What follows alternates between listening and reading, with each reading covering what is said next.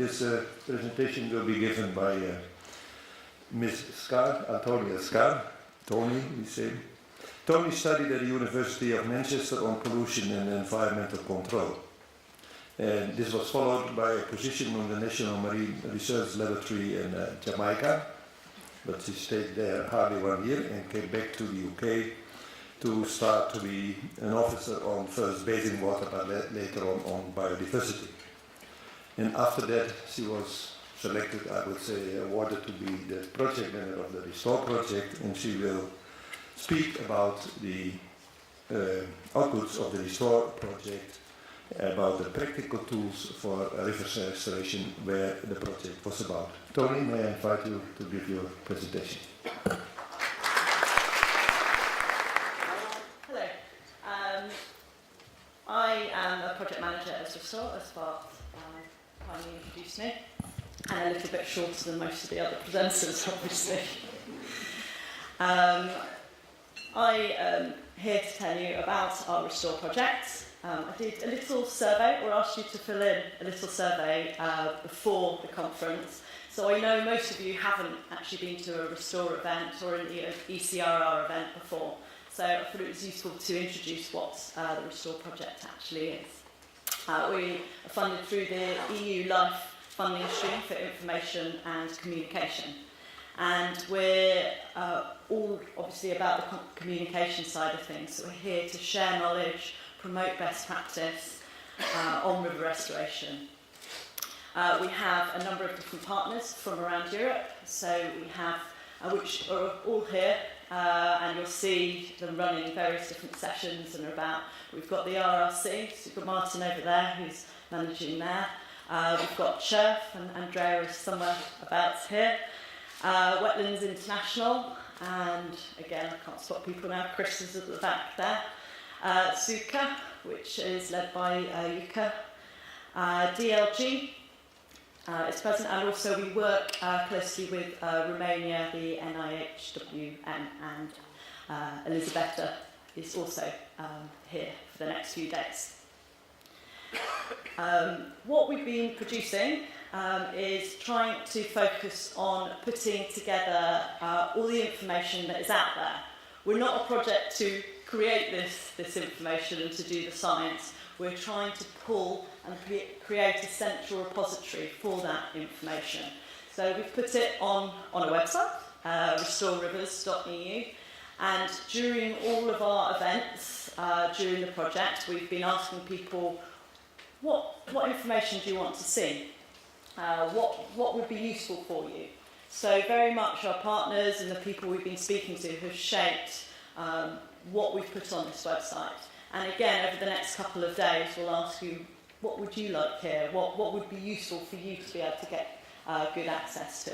We've also recently put a translation onto the pages, so I'll be interested to hear how people find that, and hopefully things like Google Translate in the future will improve. We've also developed a river wiki. A wiki is a little bit like Wikipedia, but this is for river restoration case studies. So with other people, we've been collating, and we're nearly at the 500, which is about the target for the end of this project. But to really emphasise to you what's on here is we've uploaded the information that we've been given, but as it's Wikipedia, it is open for all of you to upload to the site. We've had people ask us for catchment pages, so actually it's very easy to do. So now you have a number of, there's a Danube catchment, there's all of the catchments in England and Wales as they've asked for them. So just so that they can quickly collate some of the information. And as a lot of us will be talking about working with partnerships, working together, how to deliver the projects, we often don't have a place where we can put that information. Different organisations control their own websites. Some people within their own organisations don't necessarily able to put things on there. So this is a place where if you log in, things are checked on it, but you can then actually share the information. And it's an easy way to pull that information out. What we've also produced is a book. This is not aimed really at yourselves as water management professionals. It is aimed at the developers, architects, that sector. What we were asked for was to produce something to influence that sector. Realise that they're a really, really important sector to work with, but not necessarily all influenced in the river restoration or the working with natural processes ideas. So working with that sector, and they've helped us produce this document, which is available here. This will be a tool to help you influence, and written very much from their point of view and what's the benefits for them to restoring the rivers. What we've often found, I mean particularly here when we've been speaking to these other sectors, is you do need to start and explain what do you mean by river restoration, what's your vision for that, that we've all got slightly different interpretations of it. What as a project we've been talking about is to look at the natural state and functioning of the river, that we can improve our rivers in the hearts of the cities. It is about the river but also its channels. It is about the floodplain. It's also definitely about the river from its source all the way to the sea. We're very good at cutting our rivers up. I do the freshwater bit, I do the estuary bit, I do the bit in the sea, I do wetlands. And perhaps, you know, as we're talking about integrated management, we need to be integrated in some of our views of that management as well. So we've got through 37 events now, and those have been in 21 different countries. So they've been from the one at the top, which is in the middle of London, speaking to developers and planners, to this event that was in Denmark, speaking with scientists and what they might need to communicate their research. So we've done a very wide range of different events. But what challenges have people come up with? I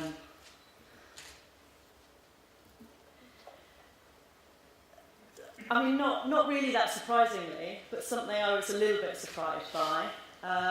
There are quite a lot of similar challenges around Europe. Development is obviously putting a lot of pressure. Population growth. Countries with high populations, high levels of intensive agriculture, they are looking to restore their rivers, but it might take a little bit longer than some other locations. Climate change, increased runoff rates, invasive species. These are all issues that we face together. But to address some of that, sharing best practice between us is something that will help us with some of these common challenges, and using that knowledge to address that. But we also very much need to be working with other sectors that aren't necessarily used to this message. It might not always be us to be speaking to that sector. It might be that we work with others so that they speak to their own sector. We also very much need to sell the value of why we're doing this. Whatever drivers, whether that's if we're restoring this for an EU directive or another directive, why are we doing it? What do we want to achieve? Be a lot more persuasive. So, what is our vision? Struggling a little bit with this, but never mind. We do need to get better at explaining the benefits of working with natural processes. We need to really sell this aspect. And this is something that, as you're listening to speakers, it's really useful to have been noting down some quotes of aspects that have inspired people or are persuasive in that way. We need to, again, be innovative. We need to perhaps work with others and not always look at sort of end solutions. We've heard some great stories of people working with farmers rather than treating the pollution by building another sewage works. These sort of innovations seem quite obvious once they're looked at, but are actually quite novel approaches. This location, it was concrete for quite a long time, but obviously it doesn't really need that concrete there.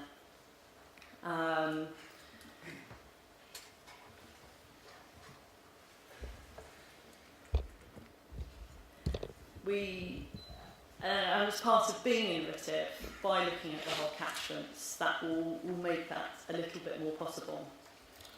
But there are also still gaps in our understanding. There's a lot of theory out there, but we need to make sure that that goes into practice.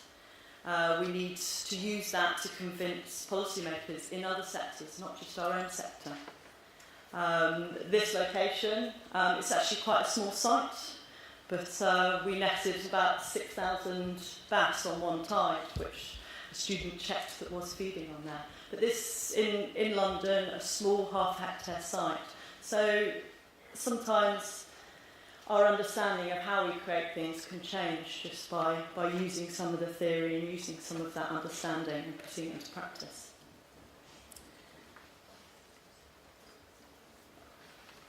So, where next? And just give you a few questions that would be good to think about during the conference. How can the 300 of us influence, 3 million, more than that, if this approach isn't necessarily their priority? To use some of Bart's words, how do we mainstream river restoration? And how do we make it the normal practice? How do we put this into usual way of doing things?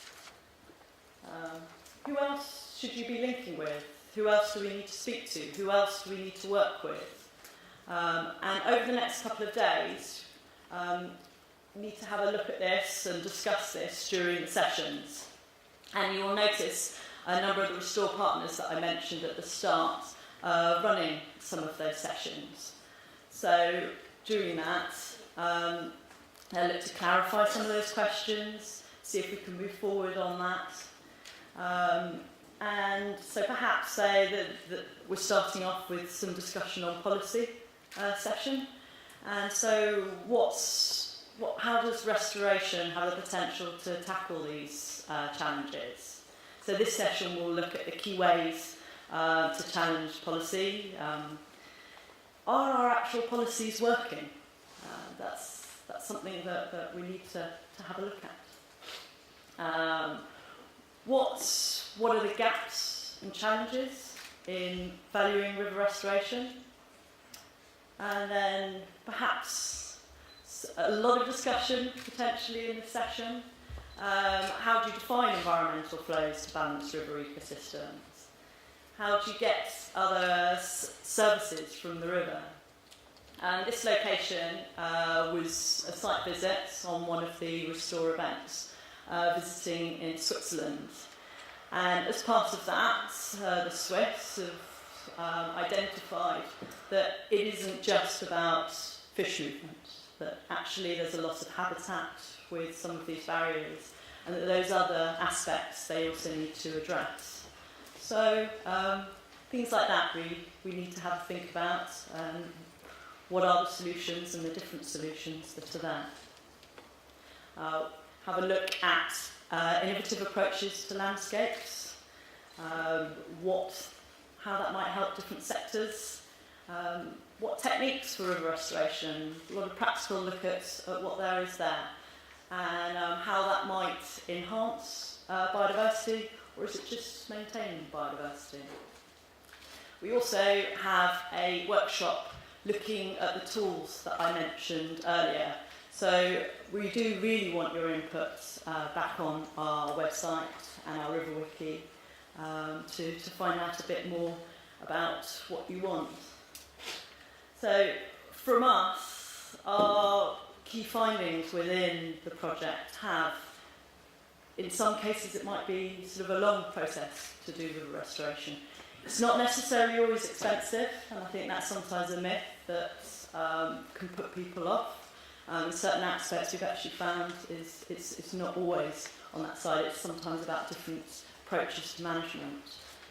Networks have been so important to doing this and really crucial, and our work with the ECRR is obviously key to that. Keeping information up to date is very time consuming, but is worthwhile in this sense.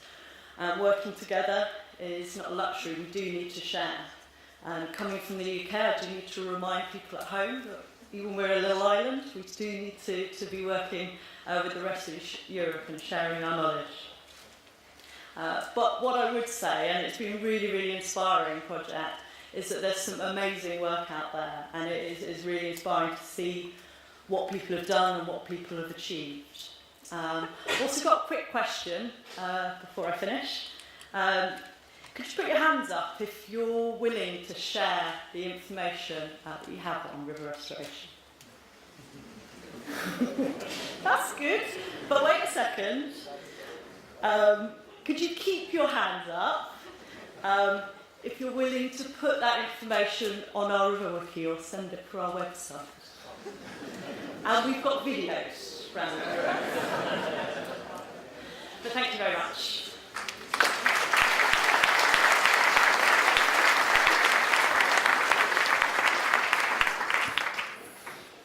Thank you very much, Tony. You really brought us to the ground of river restoration, to the practices and hopefully best practices. And I help you next to the video to count all the hands of the people who are willing to go to the wiki and bring in their project in the database of the wiki tool.